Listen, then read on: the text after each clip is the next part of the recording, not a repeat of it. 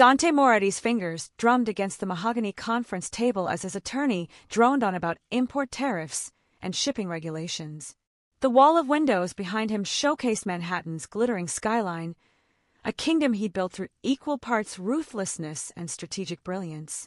At 36, he commanded the most powerful crime family on the East Coast, and this morning's meeting would cement his control over the port of New York for the next decade.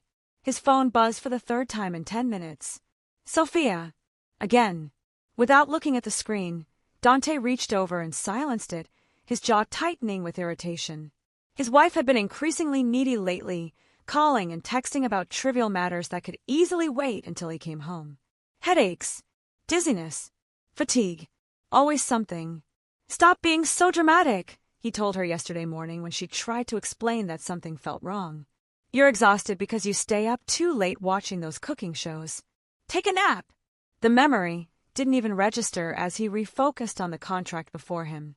The Calabrese family had been circling his territory like sharks, and this deal would send a clear message. Manhattan belonged to the Morettis, and anyone who challenged that would face consequences. "The final signatures just need your approval, Mr. Moretti," his attorney said, sliding the documents across the table. Dante picked up his Montblanc pen, the weight of it familiar and satisfying in his hand. This was what mattered. Power, control, legacy. Everything else was just noise. His phone buzzed again. Sophia's name lit up the screen. "For fuck's sake," he muttered, declining the call without reading her message. Across the table, his underboss Marco raised an eyebrow but said nothing. Dante signed the contract with a flourish, each stroke of the pen representing millions of dollars and untouchable authority. When he finally looked up, he felt the satisfaction of a king surveying his empire. He had no idea that in 4 hours, a phone call from Mount Sinai Hospital would bring that empire crashing down around him. If you're enjoying this story so far, don't forget to hit the like button and subscribe. Drop a comment telling me where in the world you're watching from. I love hearing from you. Sophia Moretti stood in the kitchen of their Tribeca penthouse, one hand gripping the marble counter while the other pressed against her temple. The headache had started 3 days ago, a dull throb that had progressively worsened into something that felt like an ice pick driving through her skull. But that wasn't the worst part. The worst part was the way her vision kept blurring at the edges, the way words on her phone screen seemed to swim and rearrange themselves, the way her left hand had gone numb twice this morning. She tried to tell Dante. God, how she tried. "I think something's really wrong," she'd said at breakfast, her voice small and frightened. "My head hurts so badly, and I'm seeing things, like, my vision goes strange, and—" "You're being dramatic, Sophia." He hadn't even looked up from his phone. "You always do this when I'm busy. It's stress.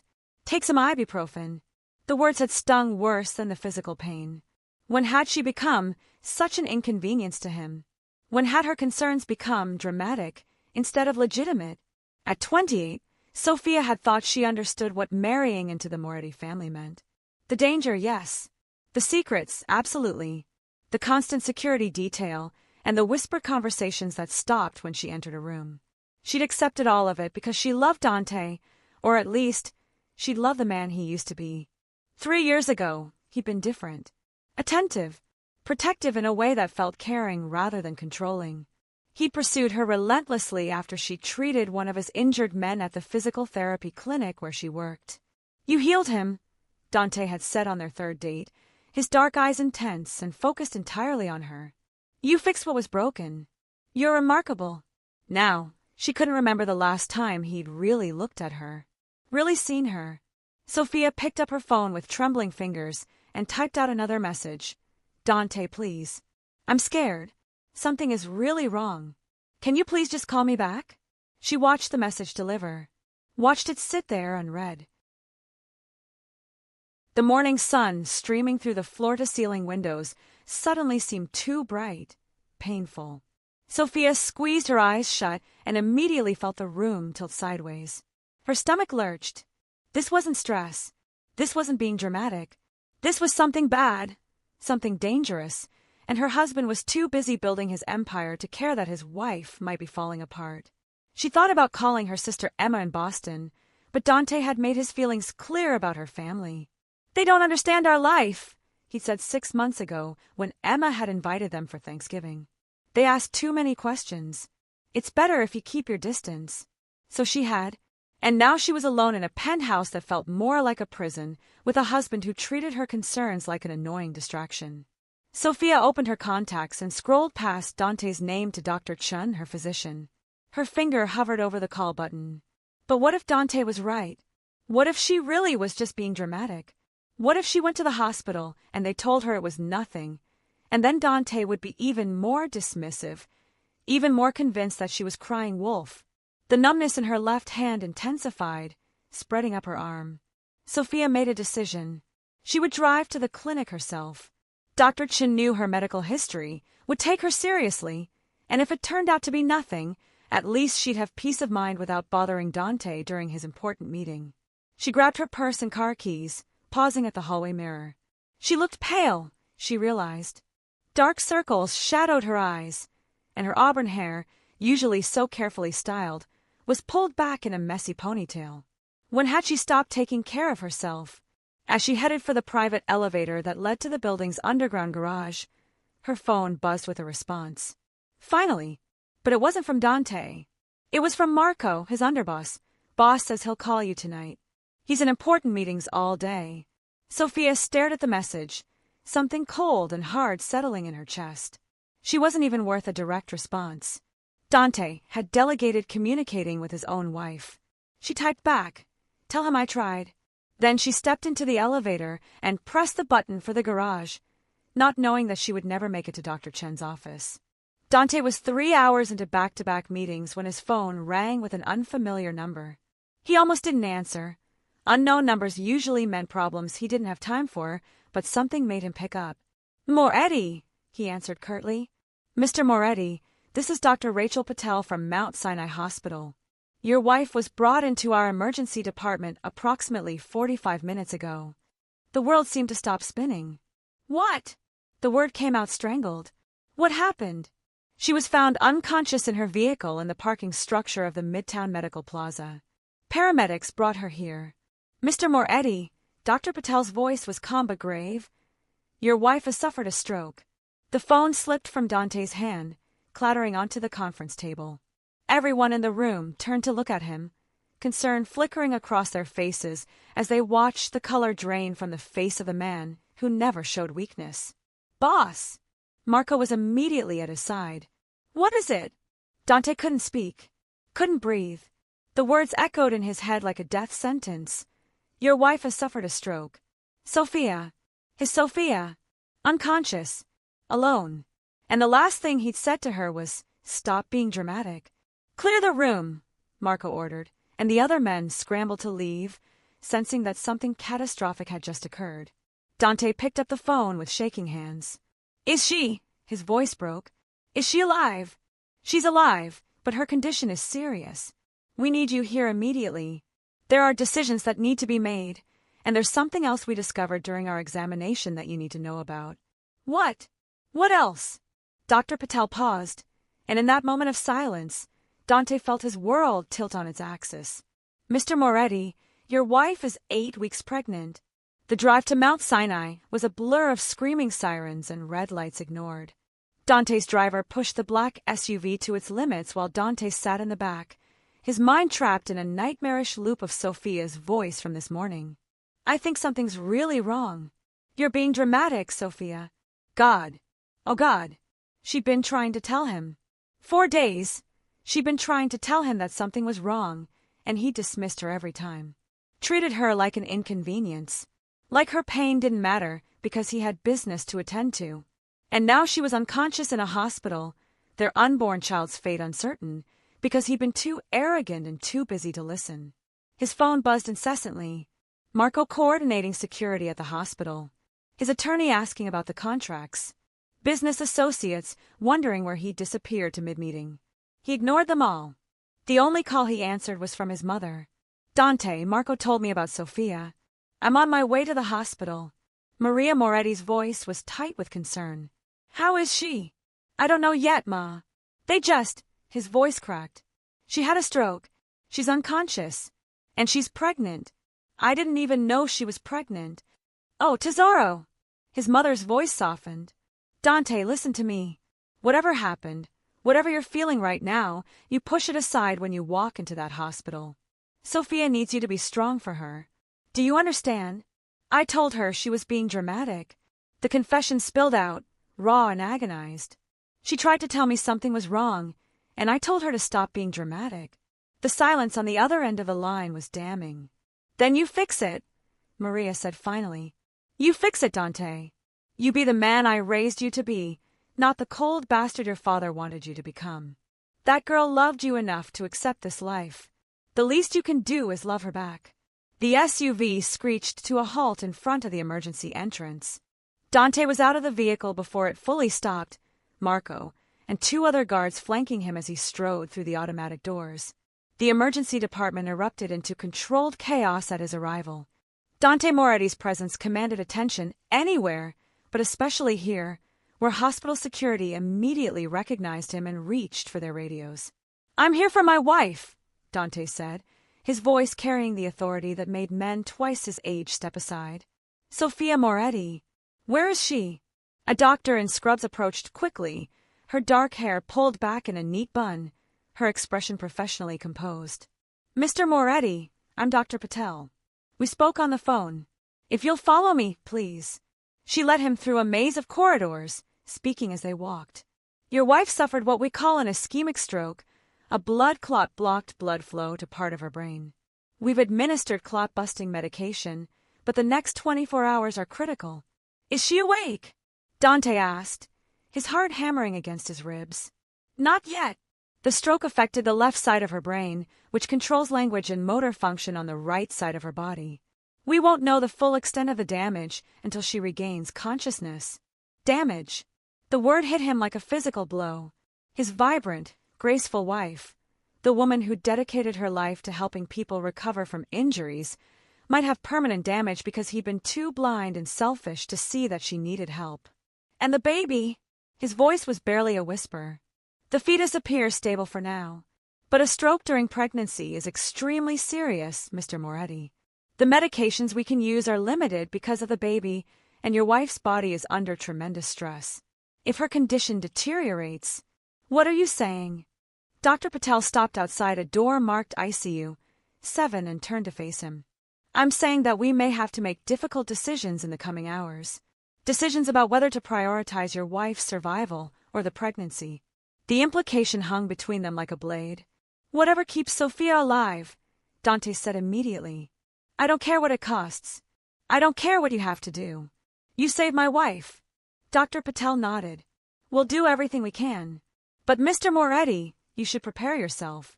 The woman who wakes up may not be the same woman you married. Strokes can change people, their personality, their abilities, their memories. You need to be ready for that. Nothing could have prepared Dante for the sight that greeted him when Dr. Patel opened the door to ICU 7. Sophia lay motionless in the hospital bed, her skin pale as death against the white sheets. Tubes and wires connected her to a symphony of machines that beeped and hummed with mechanical indifference. Her beautiful auburn hair was tangled on the pillow, and an oxygen cannula sat beneath her nose. But it was her face that broke him. The right side drooped slightly, her mouth slack in a way that looked wrong, unnatural. A thin trail of saliva had dried at the corner of her lips. His strong, graceful wife looked small and fragile and utterly helpless. Dante's knees buckled. He caught himself on the doorframe, his breath coming in short, sharp gasps. Take your time, Dr. Patel said gently. I'll be at the nurse's station when you're ready to talk.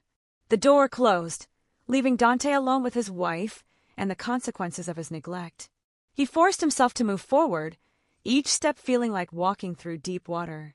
When he reached her bedside, he collapsed into the chair someone had placed there, his hands trembling as they hovered over hers. Her left hand was cool to the touch when he finally gathered the courage to take it. No wedding ring. They must have removed it for medical procedures. That simple absence felt like another loss. Sophia, he whispered, his voice breaking. Bella, I'm so sorry. I'm so fucking sorry. The machines beeped their steady rhythm. Sophia didn't stir. You tried to tell me, Dante continued, tears streaming down his face unchecked. You tried so many times, and I didn't listen. I was too busy, too focused on deals and territory, and things that don't matter at all compared to you. He brought her hand to his lips, pressing a desperate kiss to her knuckles. I called you dramatic. I made you feel like you couldn't trust your own body, your own instincts. And now you're here, and our baby, God, Sophia, we're going to have a baby, and I didn't even know. You must have been so scared, so alone, trying to figure out how to tell me when I could barely be bothered to answer your calls. The weight of his failures crushed down on him. He built an empire, commanded the respect and fear of hundreds of men, controlled millions of dollars in legitimate and illegitimate business. But he'd failed at the one thing that actually mattered, being a husband worth having. I don't know if you can hear me, Dante said, his voice raw with emotion. I don't know if you'll ever forgive me. But I swear to you, Sophia, I swear on my father's grave, on everything I hold sacred, if you come back to me, I will spend the rest of my life proving that I can be the man you deserve. The man I used to be before power made me forget what really matters. He stayed there, holding her hand, watching the rise and fall of her chest, for hours that felt like lifetimes. Nurses came and went, checking vitals and adjusting medications. Dr. Patel returned with updates that all essentially said the same thing: wait and see. His mother arrived near midnight, taking one look at Sophia before pulling Dante into the hallway. Have you eaten anything? Maria demanded. I'm not hungry. Don't be stupid. You're no good to her if you collapse.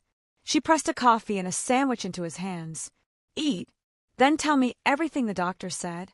Dante filled her in between mechanical bites of food he couldn't taste. His mother listened, her face grave. And the pregnancy? She asked. 8 weeks. I didn't. His voice broke. She didn't tell me. Or maybe she was trying to, and I was too busy to notice. I can't remember the last real conversation we had, Ma.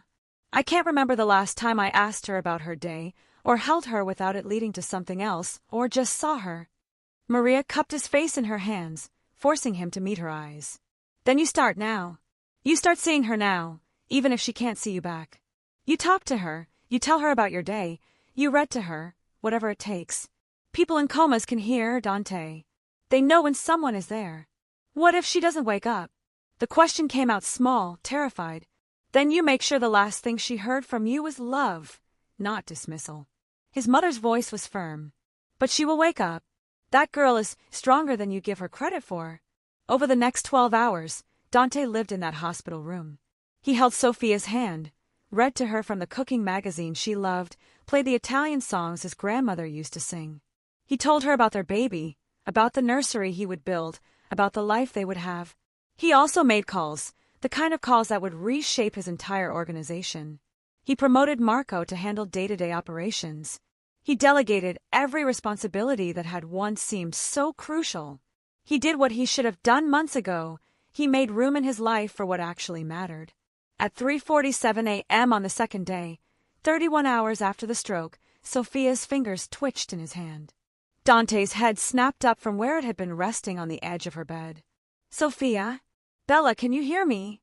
Her eyelids fluttered. Nurse! Dante shouted, not taking his eyes off his wife's face.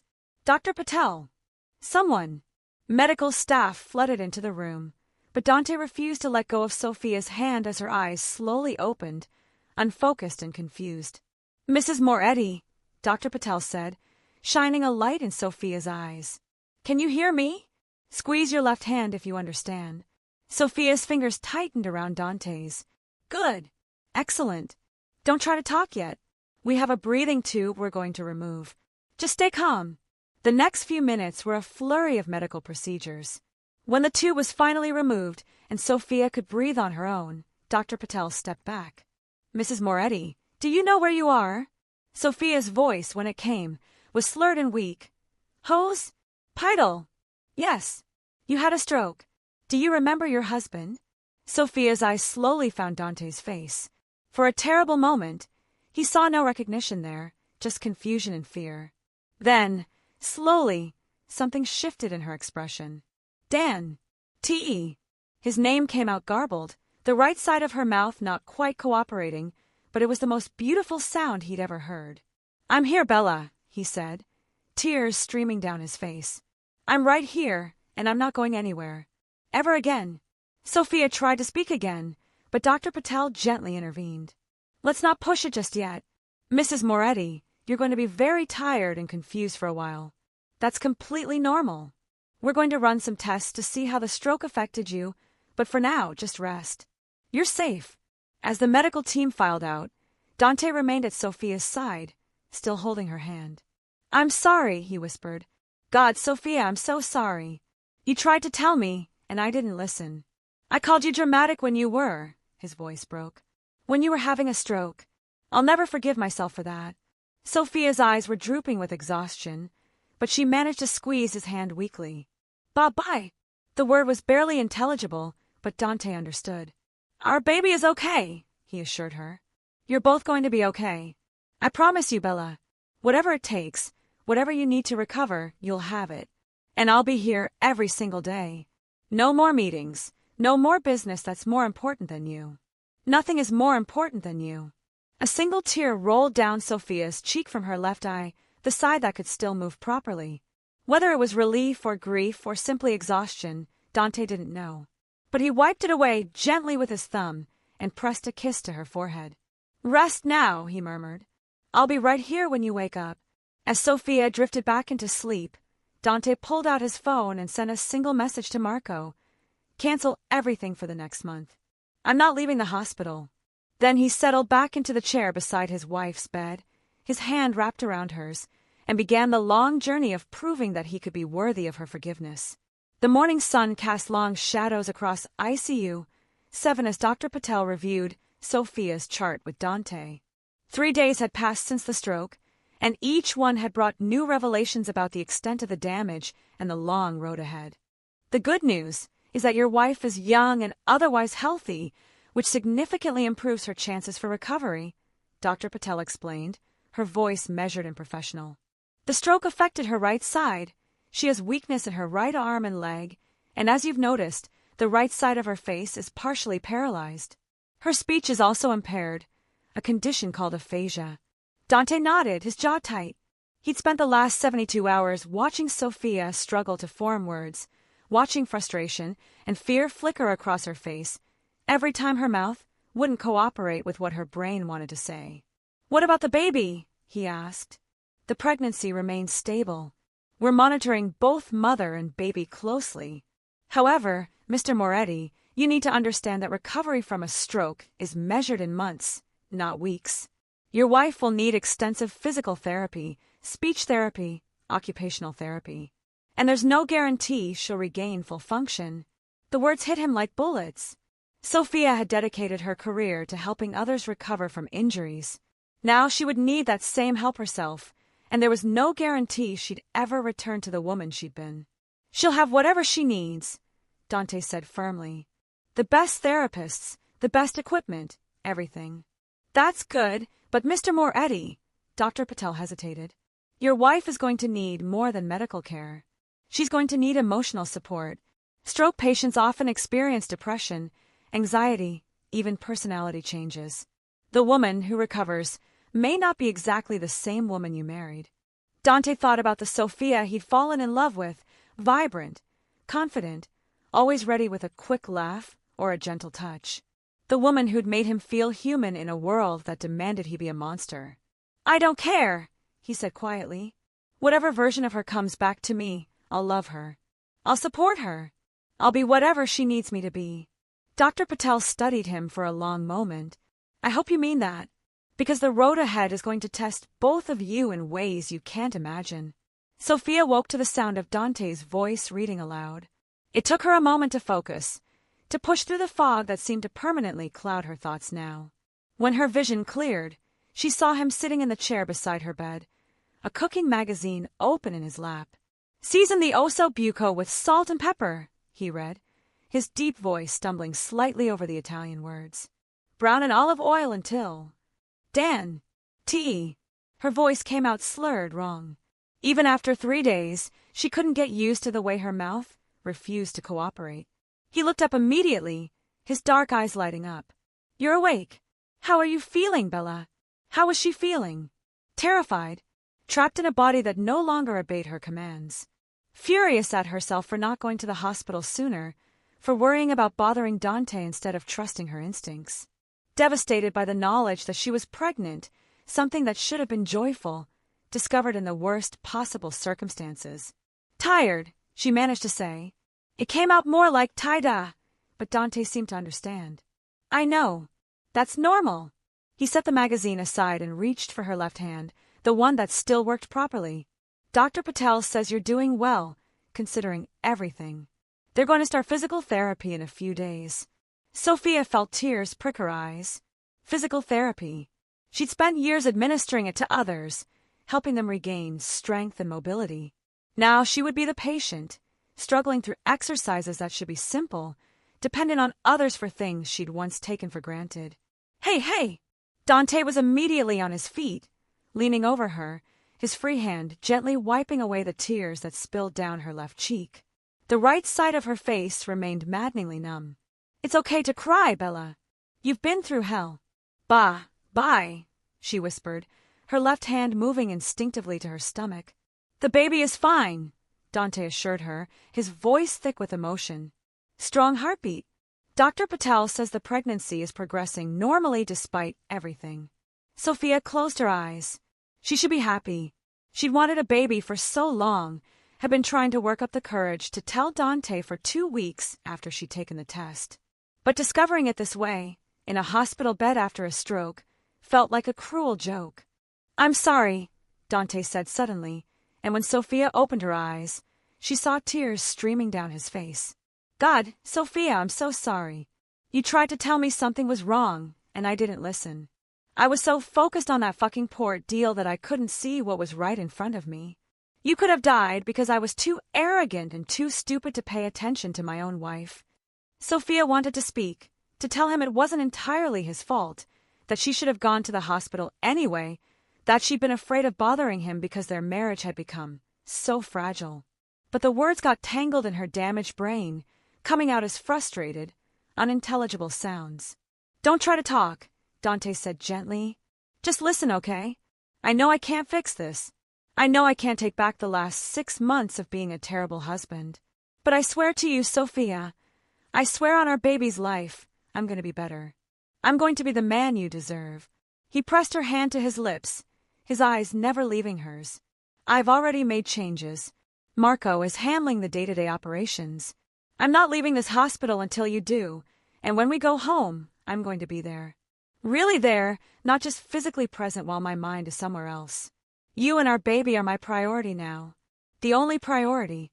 Sophia wanted to believe him. God, how she wanted to believe him. But she'd heard promises before, had watched him slowly drift away despite his assurances that work would settle down, that things would get better. Still, looking into his eyes now, she saw something she hadn't seen in months. Genuine fear. Not the calculated wariness of a man navigating dangerous territory, but raw, human terror at the thought of losing her. Maybe this time would be different. Or maybe the stroke had damaged more than just her body. Maybe it had broken her ability to trust, too. If you're hooked on this story, make sure to subscribe and turn on notifications so you never miss an upload. Your support means everything and helps me bring you more emotional stories like this one. Dr. Sarah Chen arrived at the hospital on the 4th day, summoned by Dante's explicit instructions. I want the best stroke rehabilitation specialist in the country. Money is no object. She was a petite woman in her 50s with kind eyes and a no-nonsense demeanor that immediately put Dante on edge. She spent an hour examining Sophia, testing her range of motion, her speech, her cognitive function, before finally sitting down with both of them. Mrs. Moretti, she began, addressing Sophia directly rather than talking over her to Dante, you've suffered what we call a moderate stroke. The damage is significant but not catastrophic. With intensive therapy, you have a good chance of regaining most of your function. Most? Sophia's word came out garbled, but Dr. Chin understood. I won't lie to you. Full recovery is unlikely. You may always have some weakness on your right side, and your speech may retain a slight slur even after extensive therapy. But you're young, you're a fighter, and you understand the rehabilitation process better than most patients. That gives you an advantage. Sophia nodded slowly, processing this information. Not full recovery. Always some weakness.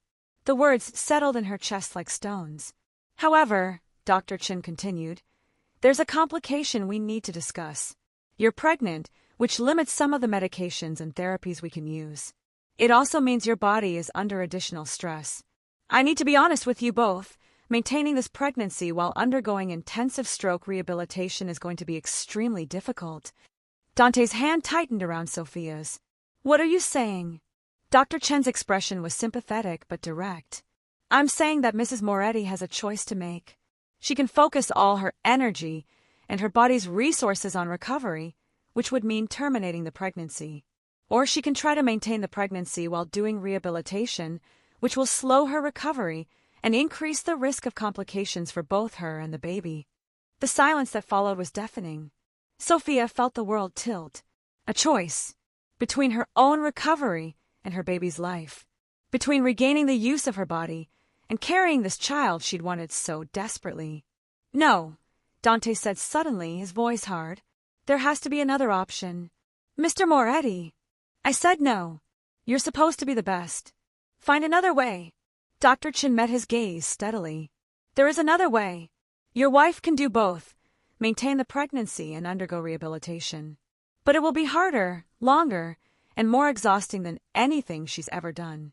And there's no guarantee of success with either the pregnancy or the recovery. Dante turned to Sophia, his face anguished. Bella, it's your choice. Whatever you decide, I'll support you. If you want to focus on recovery, if you want to, he couldn't finish the sentence. Sophia looked down at her left hand resting on her stomach. 8 weeks. Their baby was 8 weeks old, probably the size of a raspberry. A tiny life that existed because despite everything wrong in their marriage, she and Dante had still reached for each other in the dark. She thought about what Dr. Chin had said. It would be harder, longer, more exhausting. But Sophia had spent her entire career helping people fight for their recovery. She'd watched patients with injuries far worse than hers refuse to give up, pushing through pain and frustration and setbacks because they believed they could heal.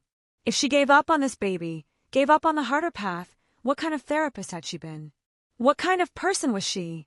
Both, she said, the word coming out surprisingly clear. Do both. Dante's eyes widened. Sophia, you don't have to. Both, she repeated, more firmly this time. She squeezed his hand with her left hand, willing him to understand. Our baby. My life. Both. Dr. Chin nodded slowly. Then we start tomorrow. But Mrs. Moretti, I need you to understand what you're committing to. The therapy will be intensive, 4 to 6 hours a day. It will hurt. You'll be exhausted constantly. There will be days when you want to quit, when you feel like you're not making progress, when the frustration becomes overwhelming. And through all of it, you'll be growing a baby, dealing with pregnancy symptoms, and managing the hormonal changes that come with that. I know, Sophia managed. I'm ready. Are you? Dr. Chen's gaze was penetrating. Because your husband can promise to support you all he wants, but when you're in the therapy room, struggling to make your leg move or your mouth form words, he can't do it for you. This is going to be the hardest thing you've ever done. Sophia met the doctor's eyes. Despite the droop on the right side of her face, despite the slurred speech and the weak limbs, something fierce flickered in her expression. I'm a fighter, she said slowly, carefully. Ways have been. Dr. Chin smiled for the first time. Good. Then let's get to work. The first therapy session was a disaster. Sophia had known it would be difficult. She prepared herself mentally, drawing on years of experience working with stroke patients.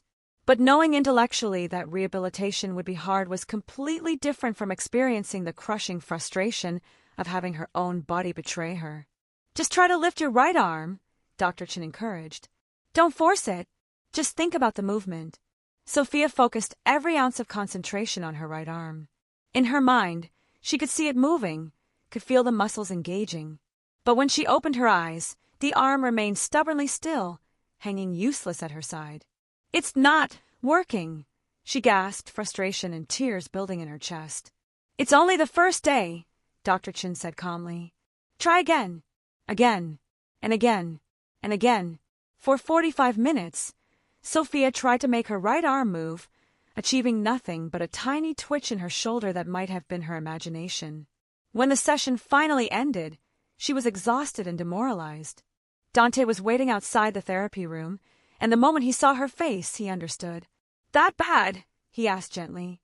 Sophia nodded, not trusting herself to speak. If she opened her mouth, she would cry, and she couldn't afford to break down. Not when she had 5 more weeks of this ahead of her, and then months after that. "Come here," Dante said, opening his arms.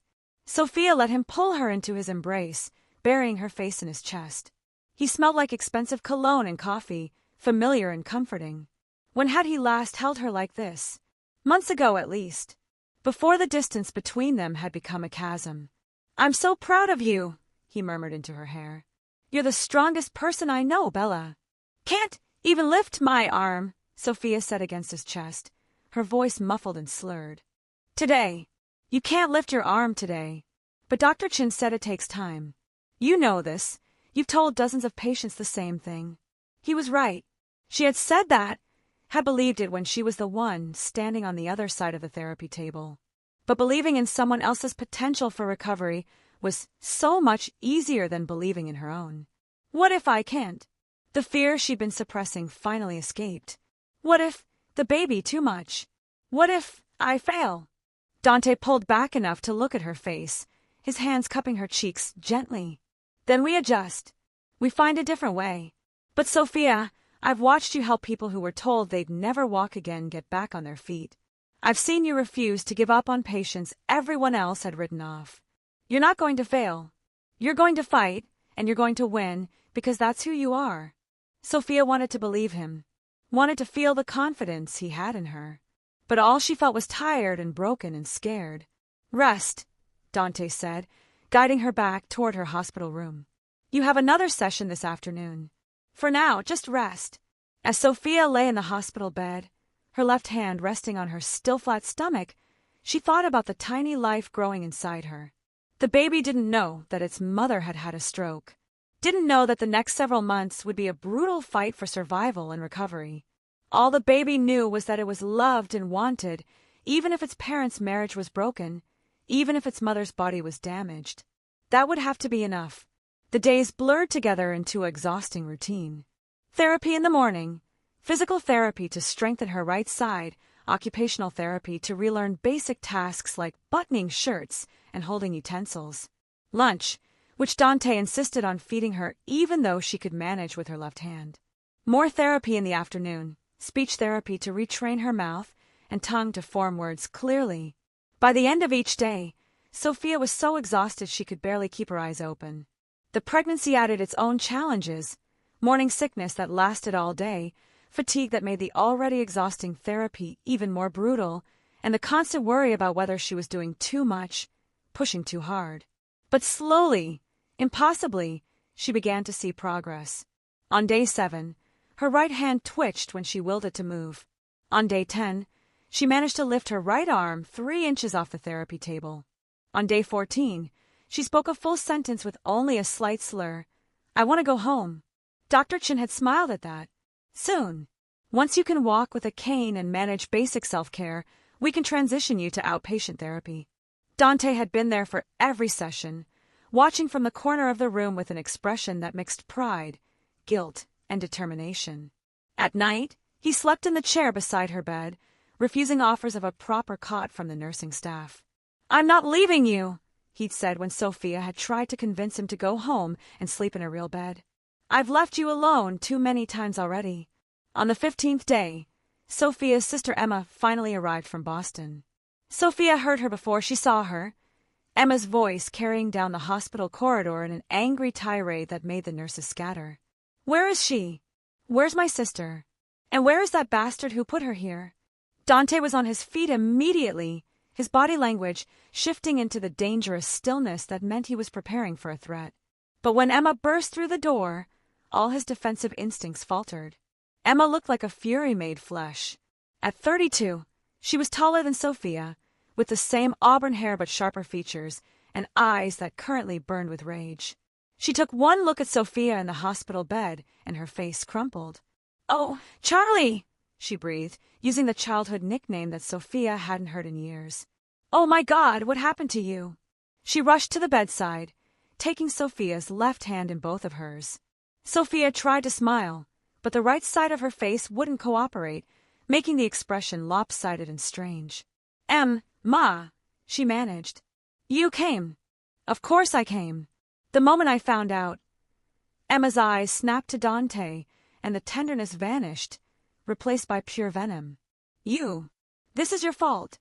Dante's jaw tightened, but he didn't argue. You're right. Don't you dare agree with me like that makes it better. Emma stood, putting herself between Dante and Sophia. I told Charlie not to marry you. I told her that your world was dangerous, that you'd break her heart. But I never imagined you'd be so negligent that you'd ignore your wife having a stroke. Emma, please. Sophia tried to intervene, but her slurred speech made the words hard to understand. No, Charlie. I'm done being quiet. Emma turned back to Dante. She called me, 2 weeks ago. She said she didn't feel right, that something was wrong with her body. I told her to see a doctor. She said she would, but she also said she didn't want to worry you because you were busy with work. Each word was a knife to Dante's chest. I didn't know. Because you didn't ask. Emma's voice rose. When was the last time you actually asked your wife how she was feeling? When was the last time you had a real conversation with her that wasn't about your schedule or your business? Dante's hands clenched at his sides. Everything Emma was saying was true, and that made it impossible to defend himself. Emma! Sophia's voice was stronger now, fueled by frustration. Not his fault. My choice. Your choice to ignore your symptoms because you'd been conditioned to think your needs didn't matter. Emma shot back. Charlie, you had a stroke. You're pregnant, and you're still defending him. He's here, Sophia said. He's been here. Every day. Oh, well, that makes everything okay then. Emma's sarcasm was biting. He ignored you until you nearly died, but now he's playing the devoted husband. How noble. That's enough. The voice came from the doorway, where Maria Moretti stood, her small frame somehow commanding attention. She'd been visiting daily, bringing food and books in her quiet, steady presence. Emma turned to face her. With all due respect, Mrs. Moretti. No respect is needed, just honesty. Maria walked into the room, her gaze sweeping from Emma to Dante to Sophia. You're right to be angry. My son has been a fool. He nearly lost his wife because he forgot what matters. But standing here throwing accusations isn't helping anyone, least of all Sophia. I'm supposed to just forgive him? Emma demanded. No. You're supposed to support your sister while she recovers and let her decide what she wants to forgive. Maria's voice was firm. Right now, Sophia needs family around her who aren't fighting. She needs peace and support, not drama. Emma looked at Sophia, who nodded tiredly. The confrontation had drained what little energy she had. Fine, Emma said finally, but I'm staying here. I took a leave of absence from work. I'm not leaving until Charlie is better. Good, Maria said. She'll need you. Dante, who had remained silent during the exchange, finally spoke. There's a guest room at the penthouse. You're welcome to stay there. I'd rather sleep on the street, Emma said coldly. Then I'll book you a hotel room nearby, Dante replied, his voice carefully neutral. Whatever you need. As Emma settled into a chair on Sophia's other side, shooting poisonous glares at Dante whenever he got too close, Sophia felt something tight in her chest begin to loosen. Her sister was here. Dante was here. Maria was here. For the first time since the stroke, she wasn't alone. And maybe, just maybe, that would be enough to get her through the long road ahead. The breakthrough came on day 23. Sophia was in physical therapy, working with Dr. Chen on walking. She'd managed a few steps with the walker before, but her right leg remained weak and uncoordinated, forcing her to drag it behind her like dead weight. Let's try without the walker today, Dr. Chen suggested. Just me and a cane. Sophia felt panic flutter in her chest. Without the walker, she had nothing to catch herself if she fell. Nothing but Dr. Chen's steadying hand in the cane. I can't, she said. You can. Your balance has improved significantly. You're stronger than you think. Sophia looked at Dante, who sat in his usual corner. He nodded encouragingly. You've got this, Bella, he said. I'm right here if you need me. Sophia took a deep breath and gripped the cane with her left hand. Dr. Chen positioned herself on Sophia's right side, her hands ready to catch her if needed. Small steps, Dr. Chin coached. Lead with your left foot. Sophia stepped forward with her left foot. So far, so good. Now the right foot. She focused every ounce of concentration on making her right leg move, on lifting it, on placing it down. The leg responded, moving forward in a jerky, uncoordinated motion. But it moved. She took another step, then another. She was walking. Actually walking, not just shuffling or dragging herself forward. That's it, Dr. Chin encouraged. Keep going. You're doing beautifully. Tears streamed down Sophia's face as she took step after painful step across the therapy room. Each movement was a victory. Each inch of progress was proof that she wasn't broken beyond repair. Dan! T.E., she gasped. Look! I see you, Bella. His voice was thick with emotion. You're amazing. Sophia made it halfway across the room before her strength gave out. Dr. Chin caught her and guided her to a chair where she collapsed, trembling with exhaustion and triumph. That was incredible, Dr. Chin said, genuine pride in her voice. Mrs. Moretti, you just walked 20 feet with minimal support. Do you know what that means? Sophia shook her head, unable to speak through her gasping breaths. It means you're going home soon. The word hung in the air like a promise. Home. Back to the penthouse. To their life. To whatever came next. Sophia looked at Dante and saw the same hope and fear reflected in his eyes that she felt in her chest. They were going home. The question was, what kind of home would they be returning to? Sophia stood in the doorway of the Tribeca penthouse for the first time in 5 weeks, leaning heavily on her cane. The space looked exactly the same, floor-to-ceiling windows overlooking the Hudson River, modern furniture in shades of gray and white, marble countertops gleaming in the afternoon sun. But everything felt different. She felt different. Take your time, Dante said softly, his hand hovering near her elbow without actually touching. He'd learned in the hospital that she hated feeling helpless, hated being coddled. But the instinct to protect her was still there, written in every line of his body. Sophia took a careful step forward, then another. The cane clicked against the hardwood floor with each movement, a steady rhythm that marked her progress. 23 steps from the elevator to the living room. She'd counted them in her head during the drive home, preparing herself. Emma followed behind them, carrying Sophia's bag from the hospital. She'd maintained a cold distance from Dante for the past 3 weeks, speaking to him only when absolutely necessary. But Sophia had caught her sister watching Dante during therapy sessions, seeing the way he never missed a session, the way he celebrated every tiny victory, the way he looked at Sophia like she was the only thing in the world that mattered. I hired a nurse to help during the day, Dante said as they entered the living room. Her name is Patricia. She'll be here in the mornings to help with. No, Sophia interrupted, her speech clearer now after weeks of intensive therapy, though still slightly slurred. No, nurse. Dante's brow furrowed. Bella, Dr. Chun said you'd need help with. Emma here. You here. Don't need nurse. Sophia's jaw set stubbornly, and Dante recognized the expression. It was the same one she'd worn when she'd insisted on walking without the walker, when she'd refused to give up during the hardest therapy sessions. Okay, he conceded. No nurse. But if it gets to be too much. Won't, Sophia said firmly.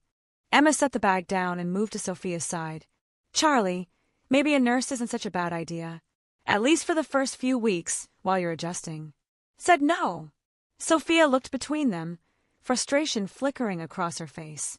I'm not helpless. Stop treating me like I am. The words hung in the air, sharp and true. Dante felt them like a slap. Of course. Sophia had spent her entire career helping people regain their independence after injuries. Now everyone around her was trying to take that independence away, even with the best of intentions. You're right, he said quietly. I'm sorry. You tell us what you need, and we'll follow your lead. Sophia's expression softened slightly. Thank you. As Emma helped Sophia settle onto the couch, Dante's phone buzzed. He glanced at it and saw Marco's name. Business. Territory disputes. The port contract that had consumed his attention while his wife was having a stroke. He declined the call without a second thought. You can answer, Sophia said, watching him. It's not important. Dante, nothing is more important than being here with you. Marco can handle it. He sat down in the chair across from her, his eyes never leaving her face. I meant what I said at the hospital, Bella. You and our baby are my priority now. Everything else is just noise. Sophia studied him for a long moment, as if trying to determine whether he meant it. Then, slowly, she nodded. Over the next few weeks, they fell into a new rhythm.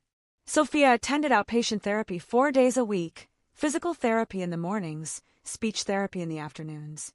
The other 3 days, she worked with a therapist who came to the penthouse, practicing the exercises Dr. Chun had prescribed. Dante restructured his entire life around her schedule. He worked from home, taking calls from his office down the hall while Sophia did her therapy sessions. He learned to cook simple meals when Emma wasn't there, following recipes from Sophia's magazines with endearing incompetence. He accompanied her to every doctor's appointment, asking questions and taking notes like a diligent student. At night, he read to her from books she loved, or they watched cooking shows together in comfortable silence. He slept beside her in their bed, always careful not to jostle her right side, but close enough that she could reach for him if she needed to. The intimacy wasn't physical. Dr. Chin had warned that exhaustion and pregnancy hormones would likely kill Sophia's libido, and the stroke had added layers of self-consciousness about her body. But there was an emotional intimacy building between them that hadn't existed in years, maybe ever. They talked, really talked, about everything and nothing. About their childhoods, their fears, their dreams for the baby. About the ways they'd failed each other and the ways they wanted to do better. I stopped asking, Sophia said one evening, about 2 months after coming home from the hospital. Her speech had improved dramatically, though she still struggled with longer words and complex sentences. They were sitting on the couch, Sophia's legs tucked under her while Dante rubbed her feet, a nightly ritual that helped with the swelling from the pregnancy. Asking what? Dante prompted gently. About your day, your work, what you needed. She looked down at her hands. I got tired of feeling ignored, so I stopped trying. Dante's hands stilled on her feet. I never meant to make you feel that way. I know. But you did. She met his eyes. I felt invisible. Like I was just there to look pretty at events. To warm your bed. Not a real person with needs. The words cut deep because they were true. Dante had treated Sophia like a beautiful accessory to his life rather than the center of it. I don't know when I became him, Dante said quietly. My father. I spent my whole life swearing I wouldn't be like him. Cold, distant, more concerned with power than people. But somewhere along the way, I turned into exactly what I hated. Not exactly, Sophia said. You're here. Now. He never was. Because you almost died. I shouldn't have needed that wake-up call, Sophia. I should have been here all along. Sophia shifted on the couch, wincing slightly as the baby kicked. She was 4.5 months along now, her belly just beginning to show. We both made mistakes. I should have gone to hospital. Should have trusted myself. Instead of worrying about bothering you. You should never have had to worry about that, Dante said fiercely. You're my wife. Your needs should have been my first concern, always. They sat in silence for a moment, the weight of their failures and their determination to do better hanging between them. The baby kicked today, Sophia said finally, her hand moving to her stomach. During therapy, Dr. Chun felt it. Dante's eyes lit up. Can I? He hesitated. Would you let me feel? Sophia guided his hand to the spot where she felt the movement. They waited, hardly breathing, until finally there. A tiny flutter against Dante's palm, like a butterfly's wings. Madonna, he breathed, his eyes filling with tears. That's our baby. Our fighter, Sophia said softly. Still, holding on despite everything.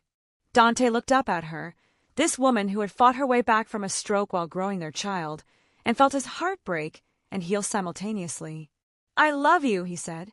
I know I didn't show it. I know I took you for granted, but Sophia, I love you more than I have words to express. Sophia's eyes glistened with tears. I know. I love you too. Even when I was angry. Even when I felt invisible. I never stopped loving you. I don't deserve you, Dante whispered. Probably not, Sophia agreed, a small smile tugging at the left corner of her mouth, the side that still worked properly. But you're stuck with me. The pregnancy brought its own challenges as Sophia's body continued to heal and change simultaneously. At 5 months, she started having trouble sleeping, her right side aching from the physical therapy, while her growing belly made it hard to find a comfortable position. Dante found her one night at 2 a.m., standing in the nursery they'd been slowly preparing. She was leaning against the wall, tears streaming down her face. "Bella!" He approached cautiously. "What's wrong? Is it the baby?" "I can't do this," she sobbed, the words coming out broken and slurred as exhaustion undermined her speech progress. "I can't be a good mother. I can barely dress myself. How am I going to take care of a baby?" Dante's heart clenched. He'd known this fear was coming. Dr. Chen had warned him that the combination of pregnancy hormones and stroke recovery would likely trigger emotional breakdowns. But knowing intellectually that it would happen was different from watching the strongest person he knew fall apart. "Come here," he said gently, opening his arms. Sophia turned into his embrace, her body shaking with sobs. "What if I drop her?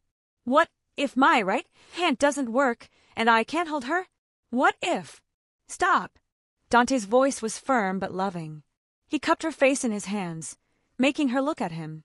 "Listen to me, Sophia. You are going to be an incredible mother. You're the most determined, most capable person I've ever known. Yes, you'll have challenges. Yes, we'll have to adapt and find ways to work around your limitations.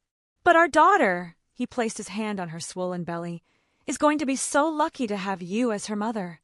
"How do you know?" Sophia whispered. "Because I've watched you fight for every bit of progress. I've seen you push through pain and frustration and exhaustion that would break most people. I've seen you refuse to give up even when everything seemed impossible.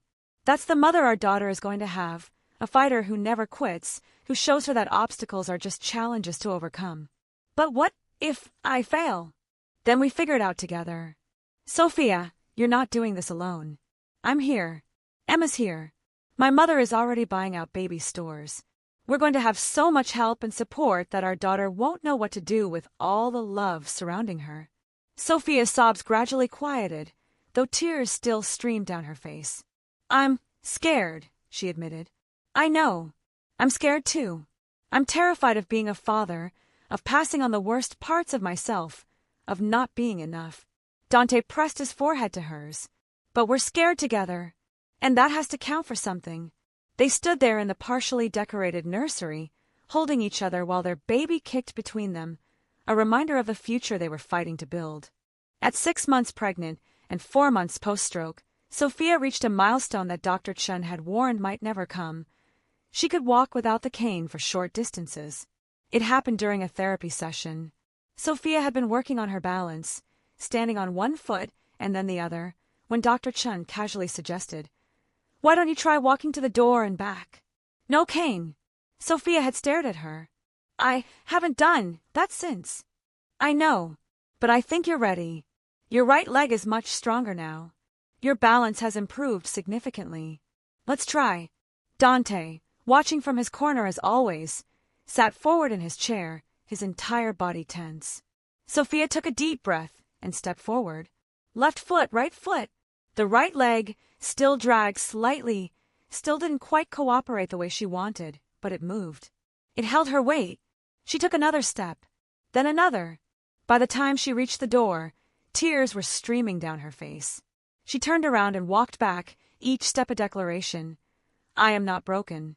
I am not helpless. I am still me." When she finally stopped in front of Dr. Chen, both women were crying. "I walked," Sophia said, her voice full of wonder. "I actually walked." "You did more than walk," Dr. Chen said. "You proved that you can do anything you set your mind to." Dante was across the room in 3 strides, pulling Sophia into his arms. "I'm so proud of you," he murmured against her hair. "So fucking proud." That night, they celebrated with Sophia's favorite meal, osso buco that Dante had spent all afternoon preparing, following her patient instructions from the couch. It wasn't perfect, but it was edible, and the fact that he'd tried meant more to Sophia than any catered meal from a five-star restaurant. Emma joined them, her attitude toward Dante finally thawing after months of watching him show up, day after day, for her sister. "You know," Emma said as they ate, "I thought you were full of shit. When you said you changed, when you promised to be better. I thought it was guilt talking, that you'd stick around until Charlie recovered and then go back to your old ways." Dante met her eyes steadily. "I don't blame you for thinking that. But I was wrong." Emma's admission seemed to cost her something. "You love my sister. Really love her. I can see that now." "I always loved her," Dante said quietly. "I just forgot how to show it. I forgot that love is a verb, not just a feeling. But I remember now, and I'm never forgetting again." Sophia reached across the table and took his hand, squeezing it with strength that would have been impossible 4 months ago. "Thank you," she said to Emma, "for being here. For supporting us." "I'll always be here for you, Charlie," Emma replied, "even when you make questionable choices about who you marry." But she smiled as she said it, and Dante smiled back, an understanding passing between them. At 7 months pregnant, Sophia's obstetrician delivered news that sent their carefully rebuilt world into chaos. "Your blood pressure is elevated," Dr. Reeves said, reviewing the test results. "Combined with the protein in your urine, I'm concerned about preeclampsia." Sophia felt ice flood her veins. Preeclampsia.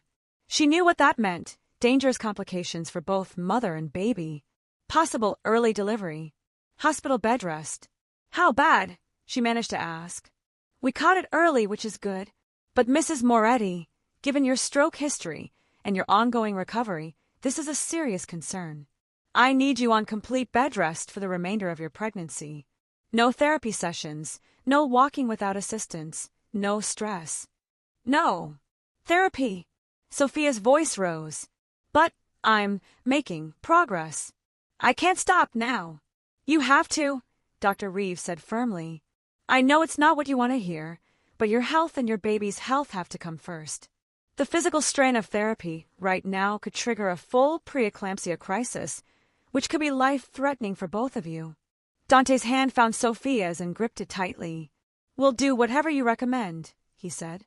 "Whatever keeps them both safe."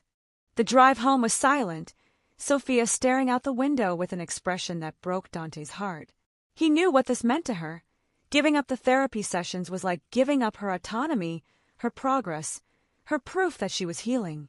Once they were back at the penthouse, Sophia made her way slowly to the bedroom and sat on the edge of the bed, her shoulders slumped in defeat.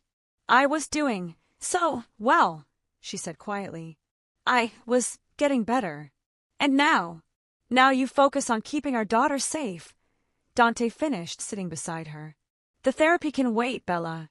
It'll still be there after she's born. What if I lose everything I gained? What if I go backwards? Then we'll work twice as hard after the baby comes to get it back. But right now we have to prioritize, and our daughter's life comes first." Sophia nodded slowly, but Dante could see the fear and frustration in her eyes. She fought so hard to regain her independence, and now it was being taken away again. The next 2 months were the hardest of their marriage. Sophia was confined to bed, allowed only to get up for bathroom breaks and brief walks around the penthouse. Her muscles, which she'd worked so hard to strengthen, began to weaken again. Her speech, which had improved so much, started to slur more as depression set in. Dante worked from the bedroom, his laptop set up on a desk he'd moved in so he could be near her. Emma had extended her leave of absence, refusing to leave until the baby was born.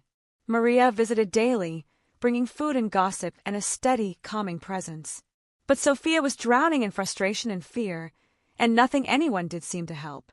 "I hate this," she told Dante one night, tears streaming down her face. "I hate being helpless. I hate that I can't even walk across the room without someone watching me. I hate that I'm failing at everything." "You're not failing at anything," Dante said fiercely. "You're keeping our daughter alive. You're enduring something incredibly difficult with grace and strength. That's not failing, Bella. That's succeeding in the most important way possible." "It doesn't feel like succeeding." Dante climbed into bed beside her, careful not to jostle her swollen belly. "Tell me about her," he said. "Tell me about our daughter. What do you think she'll be like?" Sophia was quiet for a long moment. Then, slowly, she began to speak. "She'll be strong. Like both of us. She'll have your eyes and your stubbornness." A small smile tugged at her lips. "She'll be a fighter. She already is. She gets that from her mother," Dante said. "The strongest fighter I know." They talked late into the night, painting pictures of the future, their daughter's first steps, her first words, her first day of school. They talked about the kind of parents they wanted to be, the kind of home they wanted to build. And slowly, Sophia's depression began to lift, replaced by anticipation and hope. At 37 weeks, Sophia's water broke. It was 3 a.m, and Dante was instantly awake at her gasp of surprise. "Dante," she said, her voice clear despite the early hour. "It's time." The next hours were a blur of hospital corridors and contracting pain, of nurses and doctors and monitoring equipment. Emma and Maria arrived within the hour, taking up positions in the waiting room, while Dante stayed by Sophia's side. Labor was brutal. Sophia's weakened right side made pushing difficult, and at one point the baby's heart rate dropped, sending the medical team into controlled panic. But Sophia fought through it all with the same determination she'd shown during her stroke recovery. "You can do this, Bella," Dante murmured, holding her left hand while she pushed. "You're almost there. She's almost here." At 6:47 a.m., their daughter entered the world with a cry that seemed impossibly loud for such a tiny creature. "She's perfect," Dr. Rees announced, placing the baby on Sophia's chest. "Congratulations." Sophia looked down at the squirming, red-faced infant and felt her entire world shift on its axis. She was perfect, tiny and furious and absolutely perfect. "Gabriella," Sophia whispered, the name they'd chosen weeks ago. "Her name is Gabriella." "Gabriella Maria Moretti," Dante added, including his mother's name.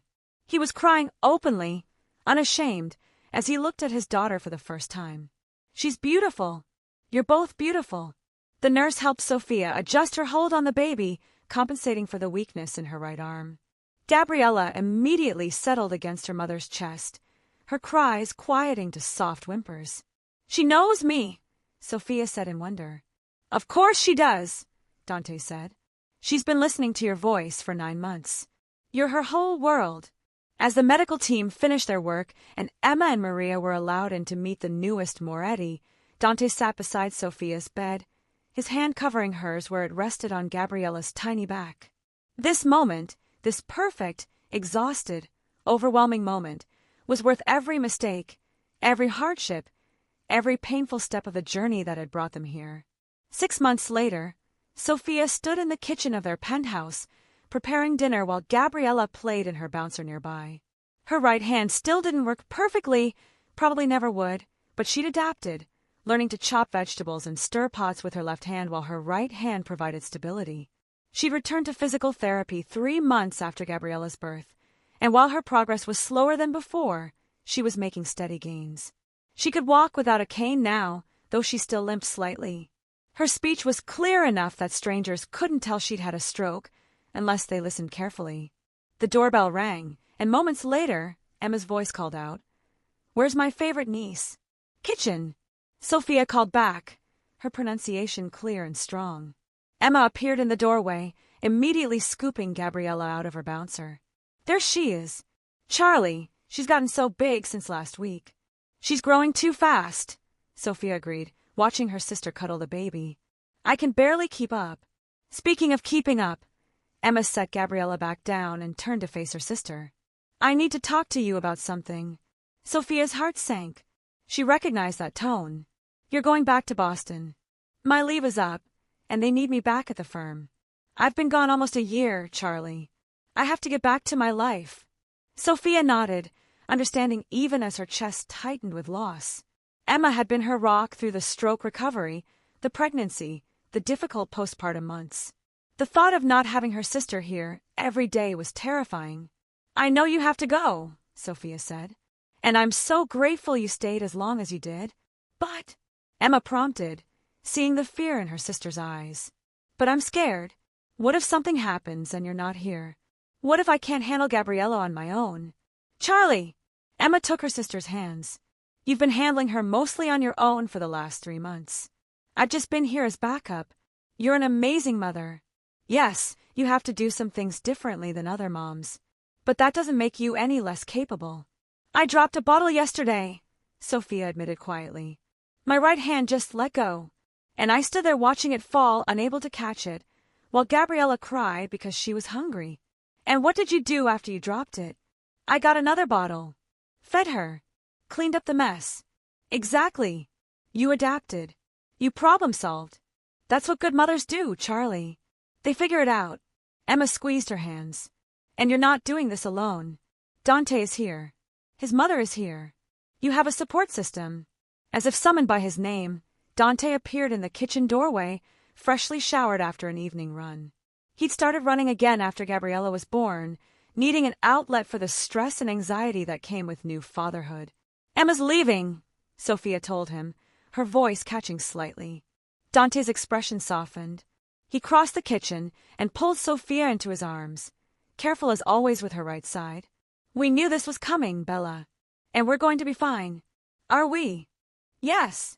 He pulled back to look at her face. Because we're a team now. Really a team. And we're going to figure this out together, just like we figured out everything else. Emma watched them, a small smile on her face. The transformation in Dante over the past year had been remarkable. He'd gone from the cold, distant husband who'd ignored his wife's desperate calls to a man who organized his entire life around his family's needs. I'm coming back for Gabriella's first birthday, Emma said. And you can call me any time, day or night. I'm still here for you, Charlie.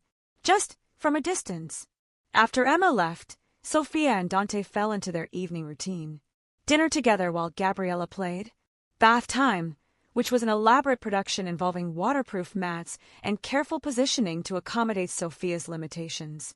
Then story time, with Dante reading while Sophia nursed the baby. When Gabriella was finally asleep in her crib, they collapsed onto the couch together, exhausted. She's going to be walking soon, Dante said. Dr. Martinez said most babies start around a year. Which means we have 6 months to completely baby-proof this place, Sophia replied. And figure out how I'm going to chase after her. We'll figure it out, Dante said confidently. We always do. Sophia looked at him, this man who had almost lost her through his own neglect but who had fought to become worthy of her forgiveness. Do you ever regret it? Giving up so much of your business to be here with us? Not for a second. Dante's answer was immediate and sincere. Marco's doing a great job running things. I still make the big decisions, but I don't miss the day-to-day chaos. This, he gestured around them, encompassing their home, their daughter sleeping down the hall, their life together. This is what matters. Everything else is just noise. I love you, Sophia said. I know I've said it before, but I need you to know I really love you. Not the man you were, but the man you've become. I love you too, Bella. More than I have words to express. He kissed her forehead. Thank you for giving me a second chance. For fighting to survive. For choosing to forgive me, even when I didn't deserve it. We both chose, Sophia said. We both decided that what we had was worth fighting for. They sat in comfortable silence, watching the city lights twinkle through the windows. Tomorrow would bring new challenges. Sophia's therapy sessions, Gabriella's doctor appointments, the endless juggling of work and family that came with new parenthood. But tonight, they were simply together. Whole. Healing. Home. 3 years later, Sophia Moretti stood at the window of her physical therapy clinic, watching the Manhattan skyline glow in the late afternoon sun. The clinic had been open for 6 months now, a dream she thought was destroyed by the stroke, but that had only been delayed. Dr. Moretti, her assistant poked her head in. Your 4 o'clock is here. Send her in, Sophia said, turning from the window. The woman who entered was in her 40s, leaning heavily on a walker, her face showing the telltale signs of stroke, right side drooping, movements slow and uncertain. Mrs. Patterson, Sophia greeted her warmly, extending her left hand for a handshake. I'm Dr. Moretti. Please, have a seat. As the woman settled into the chair, her eyes caught on Sophia's right hand, which hung slightly awkwardly at her side. You had a stroke too, Mrs. Patterson said. It wasn't a question. 4 years ago, Sophia confirmed. Ischemic stroke, left side of my brain. I was 28 and pregnant with my first child. Did you recover fully? Sophia smiled and held up her right hand, demonstrating its limited range of motion. Not fully, no. My right side still doesn't work the way it did before. I have to adapt constantly, but I'm a physical therapist again. I'm a mother to 2 beautiful children. I have a good life. A full life. Hope flickered in Mrs. Patterson's eyes. So there's a chance. For me. There's always a chance, Sophia said firmly. The road will be hard. Some days you'll want to quit. Some days you'll feel like you're not making any progress. But if you're willing to fight, if you're willing to adapt and persevere, then yes, there's definitely a chance. As she began Mrs. Patterson's evaluation, Sophia felt a deep sense of gratitude wash over her. The stroke had taken so much from her health, her independence, months of her life. But it had also given her something precious, perspective. She understood now, in a way she never could have before, what her patients were experiencing. The fear, the frustration, the tiny victories that meant everything.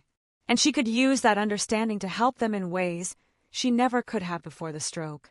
Her phone buzzed with a text from Dante running late. Can you pick up Gabby from preschool?